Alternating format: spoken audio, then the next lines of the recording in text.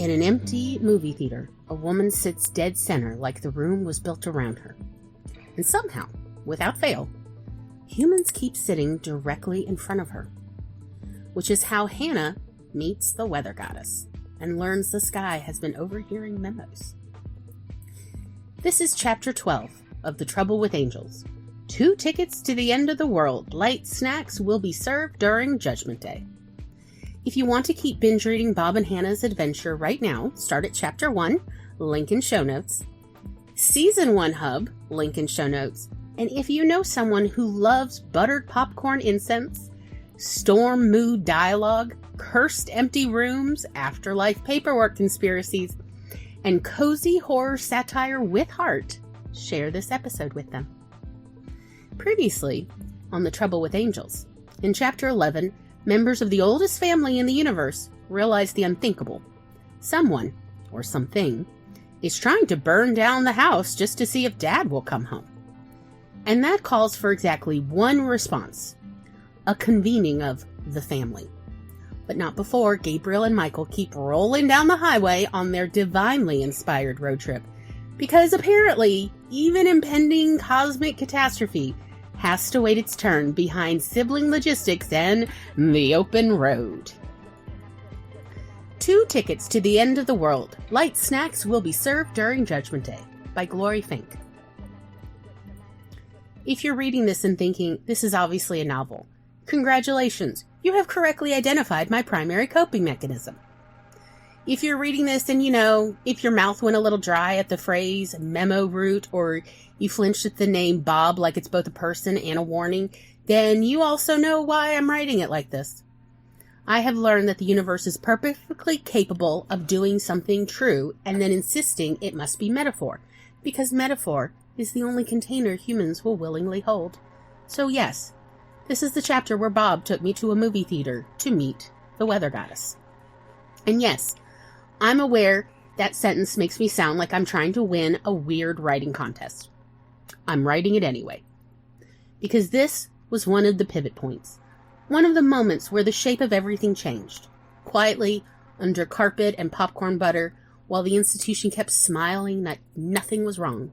And because I didn't understand it then, but I do now, Bob didn't happen to find me. Someone, something, answered my prayers.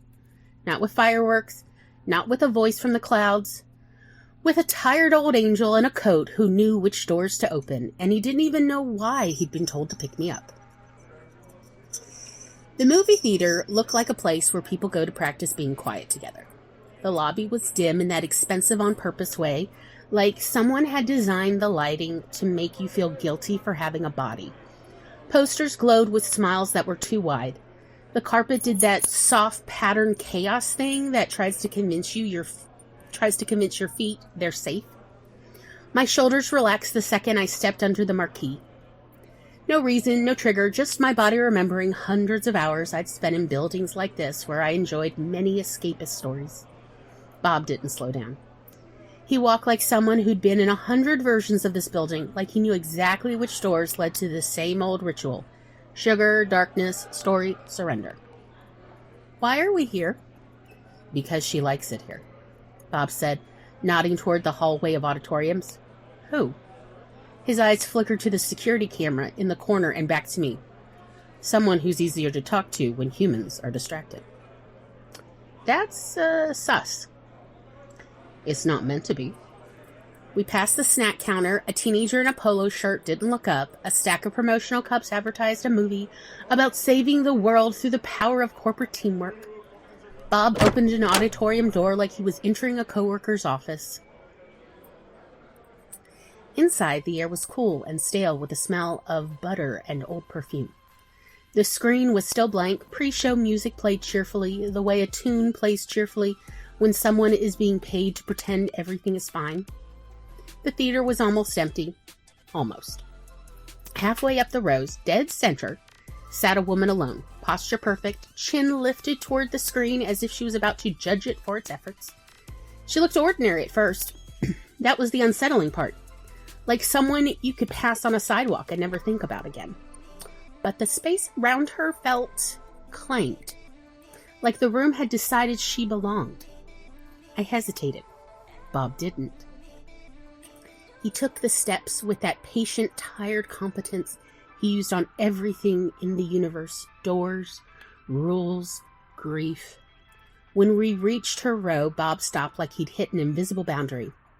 "Hello, Rimona," he said softly. The woman didn't turn right away. She kept watching the blank screen like she was waiting for the world to begin. Then she tilted her head, just slightly, and the corner of her mouth twitched like she was remembering how to smile. "Darling Bob," she said as both a question and a statement somehow. Her voice was warm the way a blanket is warm right before you realize it's too heavy to breathe under. I looked down the aisle. 20 empty seats. Perfect sightlines. Rimona had chosen one like it was ordained. I assumed Bob would sit beside her. Instead, he paused and scanned the row behind us. "Let's sit back one," he said. "Why?" He glanced at Rimona and then at the aisle like he was watching traffic. "Because humans." I opened my mouth to ask what that meant, and the auditorium door opened again. A couple wandered in, holding a shared bucket of popcorn like it was a sacred offering. They stared at the empty theater, baffled by the options. Then, without hesitation, without visible thought, they climbed the steps and slid into the row directly in front of Rimona. Directly in front. They sat down with the satisfied certainty of people who felt their choice in their bones. I stared at the back of the man's head. Rimona stared too. For a long beat, nobody moved. Then I heard it. At first, I thought a low thunder rumbled through the wall coming from the theater next door, before I realized it was outside. Not dramatic, not booming, just present, like someone clearing their throat over the roof. My skin prickled. The couple didn't react. The man rustled popcorn and whispered something about the best seats. Rimona's eyes narrowed. Another rumble answered through the ceiling tiles. "Is there a storm?" "Not yet." The woman in front shifted, settling deeper, blocking even more of Rimona's view. Rimona exhaled through her nose. Outside, rain began. Light at first. You could hear it on the rooftop units. Tap, tap, tap, like impatient fingers. My stomach dropped, not because of the rain, because it felt like the air was translating someone's mood. They always do this. Do what? She finally turned her head and looked at me, and I had this sudden, uncomfortable sensation of being seen in full view. Every thought, every bruise, every sharp edge I've been dragging since I died. Her gaze wasn't cruel. It was weather, honest and huge. "They sit in front of me," she said, "as if their bodies are an offering." The couple laughed at something on their phone. The whole theater was empty. They could have sat anywhere. Bob slid into the row Rimona was sitting in and stood facing Rimona with his back to the projector screen, and I followed because my legs had decided this was where I lived now. Thunder rolled again, directly overhead. Are they doing it on purpose? No. That's the problem. The rain thickened, still not violent, just steadier, more certain. Bob leaned forward, like a man settling in for a conversation with an old friend. "You picked a crowded night." "I picked an empty night." Outside, thunder answered like a properly filed complaint. Are you starting a storm?" Rimona looked at me like I'd asked if breathing was a personal attack. "Storms are not punishment." A longer thunder roll hummed through the ceiling. The cup holders vibrated. Rimona's eyes softened a fraction, as if she was listening to something intimate. "Storms are..." She paused, searching for a word that would fit in a human mouth. "Nourishment." I was skeptical, and my face must have said so. She smiled for half a second, small, amused, tired. "Yes, it is." "For what?" I blurted because my brain refuses to sit politely in mystery. Rimona's gaze lingered on me, almost kind. "From the part of you that can't stand randomness," she said. My throat tightened, betrayed by accuracy. From the part of them that needs the world to mean something. Rimona inclined her head. Yes, that part tastes like salt. The woman in front tore open a candy wrapper with the enthusiasm of someone ripping open a tiny universe. Ramona's jaw clenched. Outside, rain sharpened into heavier drumming. On screen, the studio logo bloomed, followed by wind-whipped fields and ominous music that wanted applause. Twister! This is a double feature? A Twister Sharknado double feature, she said, still watching the screen. My mouth opened. One is worship, she added flatly. One is coping. Which is which? Yes. A laugh punched out of me, surprising me like a sneeze. Outside, the rain steadied. Tap, tap, tap, like the roof was breathing. This one at least respects scale. I understood what she meant in my bones. Awe, smallness, weather as something bigger than you that still touches you. Then the couple in front shifted again, at the exact moment the tornado began to spool across the horizon. They didn't just shift. The man reclined. The seat back slid down like the man needed his head to be in Ramona's lap. I heard Rimona inhale. Controlled, furious, dignified. Outside, thunder gathered like a thought forming. A rumble rolled across the ceiling tiles, long and deliberate. Wow, the sound system is intense! Rimona didn't move. She simply existed harder. The rain thickened, but it never came inside. It spoke through the building, roofline, vents, rooftop units, the pressure behind my ears. Riri. Rimona blinked.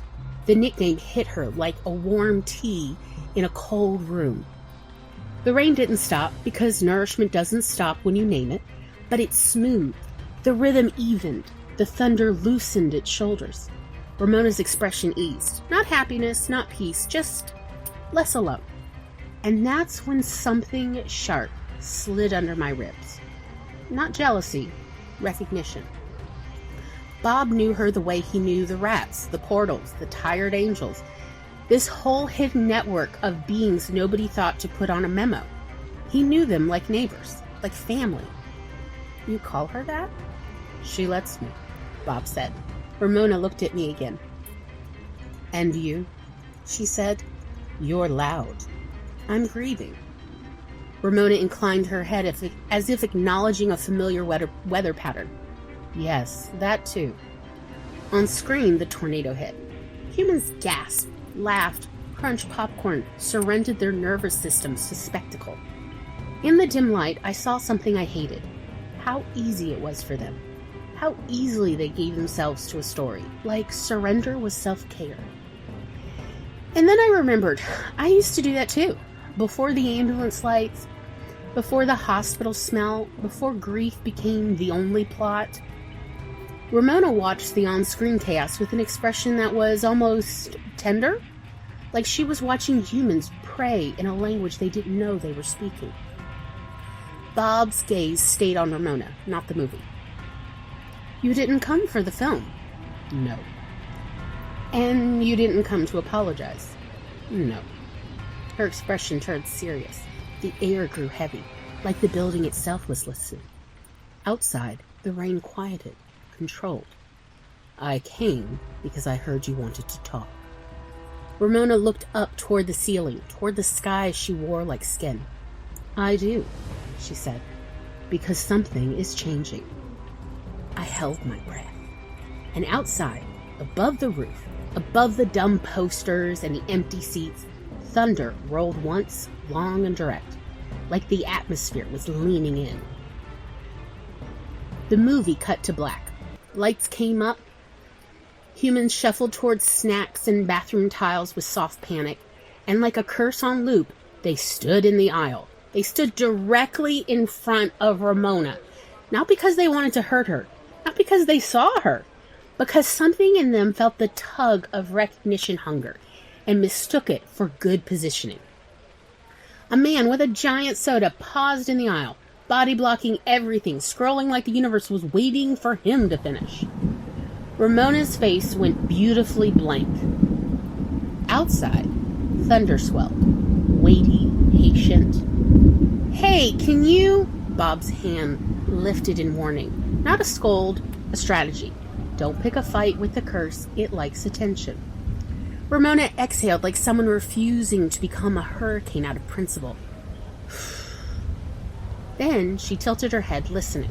Not to the humans, but beyond them. And I realized the weirdest part. They were loud around her. They never looked at her. No glance, no apology, none of the tiny rituals they do for strangers. It was like her existence had been edited out. Do they really not see you? Humans rarely notice what they create until it inconveniences them, Rimona said. It landed too close to home. I thought of hospitals, paperwork, forms you fill out while someone you love dissolves behind a curtain. Rimona, you said you heard something.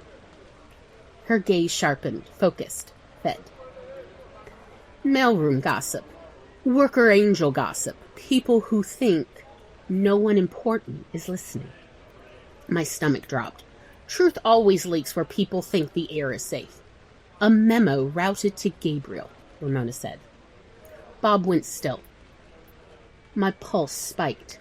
It wasn't a petition, she added. It wasn't routine. It was in order. A big one. What kind? The kind that makes lower-level angels whisper like they're chewing glass, Rimona said. The kind that makes them ask each other if they're allowed to ask questions. What did it say? I asked, and my mouth felt too dry for the word. Apocalypse, or even Armageddon, Rimona said. A low thunder roll answered overhead, long enough to be a sentence. My vision tunneled.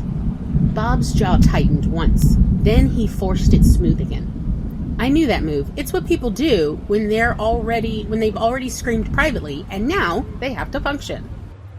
Mailroom noticed it because of the root, Rimona said. And because of the seal. What about the seal? Bob asked. It behaved oddly, Rimona said. Not wrong enough to flag officially. Wrong enough to become a whisper. Define oddly, Bob said. Ramona's mouth twitched. Like it wanted to be touched. Like it lingered. I felt sick. That word, lingered. Like a hand that doesn't let go. It was rooted to Gabriel specifically, Rimona continued. And the mailroom angels were asking each other why you'd send an apocalypse order to an archangel who was barely functioning. They said that?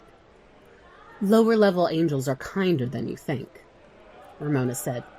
They notice. They just don't have permission to act on what they notice. And Gabriel's whereabouts? Bob asked. Out of office, Rimona said. And last seen leaving with Michael. Together? That's rare enough to become a story, Rimona said. Bob went very still. I watched his face like a weather vane and could practically see his internal map shifting.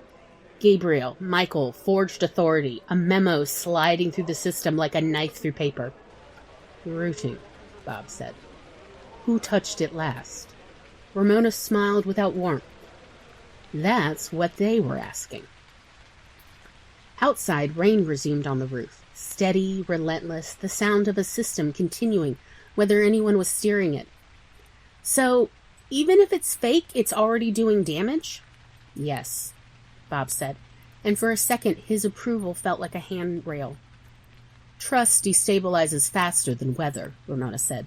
A storm has rules. Fear is creative. A patron with candy turned, paused directly in front of Rimona like a ritual, then wandered away again. Ramona's jaw clenched. Outside, thunder replied. One low grumble, controlled like a complaint filed properly and ignored anyway. The second feature began with a title card so aggressively ridiculous I felt my soul try to leave my body out of embarrassment. Somebody cheered ironically. Rimona made a sound that wasn't quite a sigh and wasn't quite a laugh. You're watching another movie about weather? You watch stories about angels, Rimona said. Don't judge me. You picked something dramatic, Bob murmured. Humans prefer their nourishment loud. On screen, a shark flew through the air like physics had been laid off. I stared, horrified, delighted against my will. Outside, the rain lightened. For a few seconds, it wasn't rain at all, just a soft pause, like the sky was watching with us. Then warmth spread across the roofline, a brief sunbreak, so subtle it felt like polite applause. "Are you enjoying this?" I asked, looking at the ceiling like it might confess. "No." Outside, thunder purred, low, amused, like a laugh it didn't want to admit. Ramona's mouth tightened. "Yes." My laugh came out, surprised and raw. Then Ramona's gaze sharpened and the humor drained away like a tide. "Second thing," she said. "Tell me." Bob's attention locked in. "A get-together," Rimona said. "Small gods, constructs, local belief entities." "There are meetings?" "We gossip like everyone else," she said. "We do it privately. A goat god was there," she added. "A goat god?" I repeated, surprised and amused, because sometimes the universe insists on comedy. "They're useful." "Of course they are." Ramona's eyes flickered toward the ceiling like she was checking pressure. "He said his goats overheard something," she said. My skin prickled. "Where?" "On a mountain," Rimona said, and it landed like a pin on a map. "Where angels go when they think they're private." "Angels gossip on mountains?" I said, feeling slightly insane. "Angels are people," Rimona said. I flinched because that implied the whole terrifying truth. People have fear, ambition, insecurity, longing, resentment. People do coups. Institutions do worse. "Low-level angels questioning whether the Silver City is being run adequately," Rimona said. Words like old guard, words like change. Bob's face didn't change much, but I saw something latch behind his eyes. "I have never heard proper dissent in angel ranks," Rimona said, unsettled. "Not like this, not organized." "Organized." Rimona looked at Bob, and for the first time she seemed genuinely afraid. "Are angels thinking for themselves?" she asked. "Or is someone recruiting them?" Outside, the air pressure shifted. Not a storm, something stranger. Rain steadied, heavy but controlled, like a weight placed carefully on the roof. Thunder didn't crack, it pressed, and my own thought rose up, unavoidable. If humans can have fascists, why not angels? Rimona said it out loud, like she plucked it straight from my mind. "If humans can have fascists," Rimona murmured, "why not angels?" My stomach dropped through the floor. "So heaven can do coups too?" "Of course it can. It's an institution." Bob didn't argue, didn't correct. He just sat there, carved out of responsibility, like someone who's been inspecting the storm and hoping he was wrong. On screen, a shark hit a car. Somebody laughed. The contrast made me want to scream. Ramona's voice changed, not in volume but in shape. It got smaller, and I realized she wasn't just delivering intel. She needed something. She needed Bob. She needed an outcome. "Why tell us?" I asked, sharper than I meant to be, because grief doesn't come with manners. "Because wiping out humanity isn't just your problem," Rimona said. "If humans are gone." Outside, the rain stopped. Not gradually, not naturally. It just ceased. The stillness pressed against the roof like the sky was holding its breath. The absence of sound was louder than thunder. "If humans are wiped out," Rimona said, "I will cease to exist." On screen, someone screamed about sharks in the sky. Rimona didn't look at the screen anymore. She looked past it, into the blank space where she might vanish. "I exist on human belief," she said. "On stories, on metaphor, on weather lore whispered by people who don't know they're feeding me." My hands went cold. "It's not just that there would be no one left to believe," she said, voice trembling like distant lightning. "It's that there would be no one left to imagine. No new stories. No new metaphors.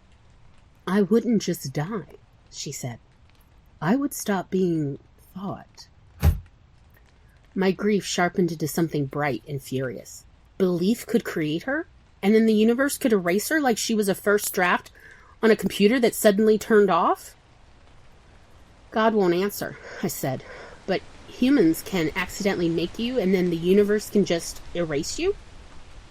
Yes, Rimona said. Then we stop it. Rimona's eyes widened a fraction, like she hadn't expected to be treated as real by someone who could have used her as a rumor source and moved on. That sentence landed on her like shelter. Not philosophy, not promise. A plan shaped like care with a cup of warm tea and a smile of determination. Outside, a gentle sprinkle resumed, soft, tentative, like the sky testing whether it was safe to breathe again. I hated how tenderness survived. Hated how it kept showing up like an unwanted miracle. And yet, there it was. The credits rolled. Humans stood, stretched, gathered wrappers like offerings, and filed out as if released from worship. The lobby stayed dim and corporate calm. Posters kept smiling too wide. I felt wrung out, like I'd been under a storm I couldn't see. Bob walked beside Rimona for a few steps, close enough to be companionship, not possession. Memo route, he said quietly. If it touched ways and means, I need to see the path. You'll have to go higher than you like, Rimona said. I know, Bob said like it tasted bad. Higher paperwork meant the Silver City. The place Bob avoided like a fresh bruise. We're going, I said, and surprised myself with how steady it came out. Bob glanced at me. Something like pride flickered, brief, contained. Yes, he said. We are. Outside, under the overhang, the drizzle continued. Clouds moved on like a thought passing. Rimona stood just inside the doorway, looking out at the sky that belonged to her and also didn't. Then a man stepped out of the theater, soda in hand. He paused, and without looking, he stopped directly in front of Rimona, blocking her view of the storm. Rimona closed her eyes. A deep, distant grumble rolled across the clouds far away, like an argument beginning on the horizon. They really can't help it. I hate it. Rimona opened one eye. No, you don't. My throat tightened, betrayed again by the truth. Bob lifted a hand, not touching her, just near enough to be solidarity. Stay fed, he said softly. We'll be back.